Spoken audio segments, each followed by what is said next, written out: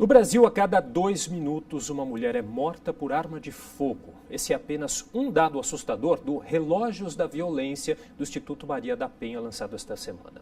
Na última segunda-feira, a Lei Maria da Penha completou 11 anos. E será que conseguimos alguns avanços no que diz respeito à violência contra a mulher?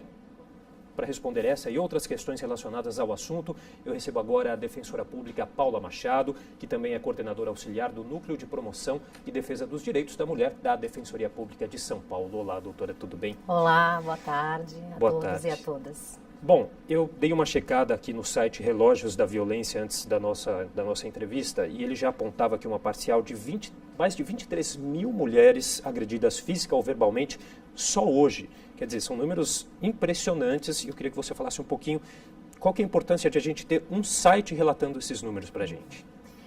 Eu acho que é de extrema importância a gente discutir e tornar público realmente o número de violência no Brasil. Muitas vezes, falsamente, a gente ainda tem uma expectativa que a violência não existe, que a violência acontece ainda em poucos lugares, mas a violência está aí. Ela está acontecendo, né? Inclusive, nós temos um número de 2 milhões de mulheres por ano que sofrem a violência. Então, é muito importante para a gente discutir, pensar em políticas públicas, métodos de prevenção e de punição também. Quer dizer, aqui na abertura da entrevista eu falei, a cada 2 minutos uma mulher é morta por arma de fogo no Brasil. Mas tem outros dados também que o site levanta aqui para a gente. A cada 2 segundos uma mulher é vítima de violência física ou verbal.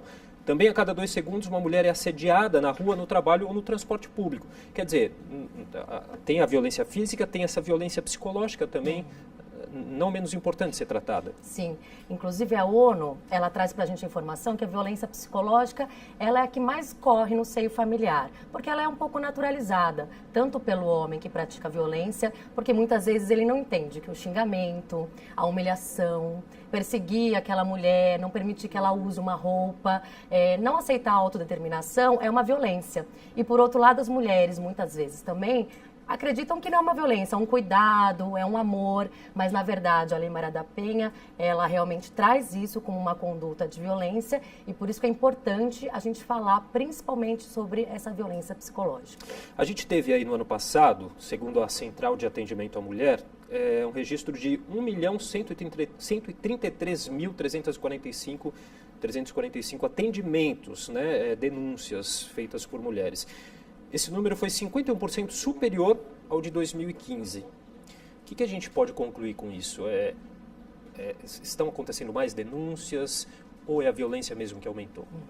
Eu acho que são as duas coisas. Por um lado, as pessoas estão denunciando mais, estão levando essa questão para fora de casa. As mulheres, elas estão entendendo quais são os direitos dela, que estão previstos na Lei Maria da Penha. Mas, por outro lado, a gente também vê uma crescente violência, porque ainda a gente não discute o gênero na escola, a gente ainda entende que o papel da mulher é em casa, é sendo mãe. A gente não discute um pouco ainda que essa questão da prevenção que a Lei Maria da Penha traz, de discutir realmente que mulheres e homens têm que ser iguais em seus direitos, qualidades e comportamentos. E aí a gente chega a 11 anos da lei, no que avançamos, se é que avançamos e o que a gente ainda precisa avançar? Eu acredito, Felipe, que avançou sim. Agora a gente entende que a violência realmente contra a mulher é uma violência que fere direitos humanos, não é mais uma questão apenas tratada dentro de casa, mas por outro lado a gente ainda tem que trazer toda a política pública que a Lei Maria da Penha traz de uma forma efetiva na prática. A gente não vê isso, né? A gente não vê discutindo na escola ainda a questão do gênero, campanhas, pesquisas que tem que ser feitas até para a gente saber nos recortes de raça, de idade, onde que a gente precisa avançar. Então, toda essa questão de prevenção, de capacitação dos funcionários que atendem nessa rede de enfrentamento à violência, ainda ela está engatinhando. Então, nós temos uma lei que é efetiva, mas na prática nós ainda não estamos implementando, infelizmente. E você citou aí a questão da raça, né?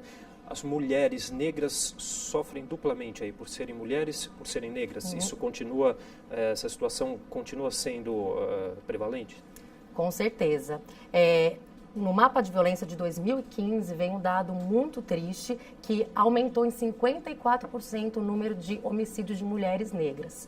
ao passo que diminuem em 10% os números de mulheres brancas, homicídios de mulheres brancas.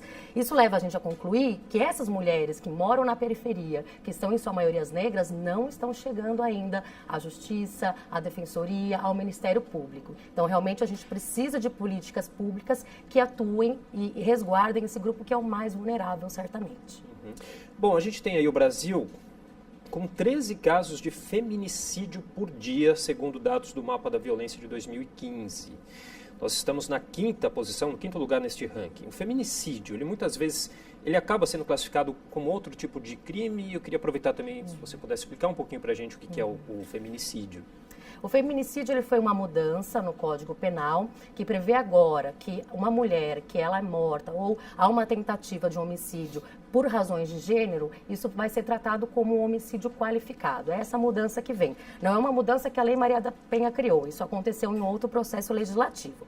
O que a gente vê, primeiro, é que há muita subnotificação. Então, nos casos de tentativa, muitas vezes as mulheres, por medo de vingança, por vergonha, ou acessar esse aparato de enfrentamento, muitas vezes elas também são revitimizadas, elas deixam de notificar mesmo. Então, mesmo sendo ainda o Brasil quinto maior no mundo, talvez esse índice seja maior.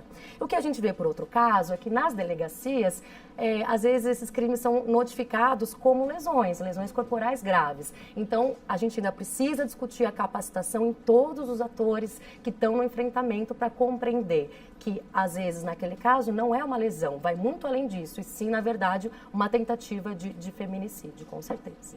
Agora, em relação a possíveis ajustes que podem ser feitos na lei, como fazer com que essas informações, esses esclarecimentos cheguem até a população, até as escolas, como você também citou? O que pode ser feito em termos de políticas públicas aí que caminhem junto com a lei? Caminho. O primeiro ponto que eu acredito é que todos os atores que têm que enfrentar a violência, tanto do sistema de justiça como o município, Estado, Distrito Federal e União, eles têm que se conversar para criar realmente um fluxo. E, além disso, criar um fluxo com a habitação, com o setor da educação, porque essas mulheres, quando elas decidem sair da violência, elas têm que ter creches para deixar esses filhos, elas têm que ter uma saúde que responda também às demandas delas. E o que a gente vê é que as mulheres voltam para a violência porque elas ainda não têm esse aparato do Estado como um todo, né? Então, eu acho que a lei ela é completa, a gente não precisa modificar nada, mas ainda a questão de implementação de políticas públicas que atendam essa mulher, né, de uma forma multidisciplinar, ainda na prática a gente vê tudo muito segmentado, os órgãos não se falam entre si, então a mulher ainda tem que passar num órgão, contar a história, ela vai em outro, tem que contar de novo. A gente ainda revitimiza um pouco, né, até essa mulher que tem que passar por vários órgãos que poderiam estar dialogando entre si, e isso não acontece. Eu acho que os passos agora são esses, né, implementar políticas públicas e conseguir com essa mulher realmente cesse a esse ciclo de violência, porque muitas vezes o Estado faz com que ela volte. A gente tem que compreender que o Estado está sendo omisso também. Bom, e aí a gente tem o site, como a gente já falou no começo da entrevista também, que é o www.relógiosdaviolencia.com.br, que traz mais informações sobre o assunto também, né? A gente tem ainda bem para você conferir todas as informações lá no site. Bom, queria agradecer, doutora, a participação aqui no nosso programa. Muito obrigada, um abraço a todos e a todas.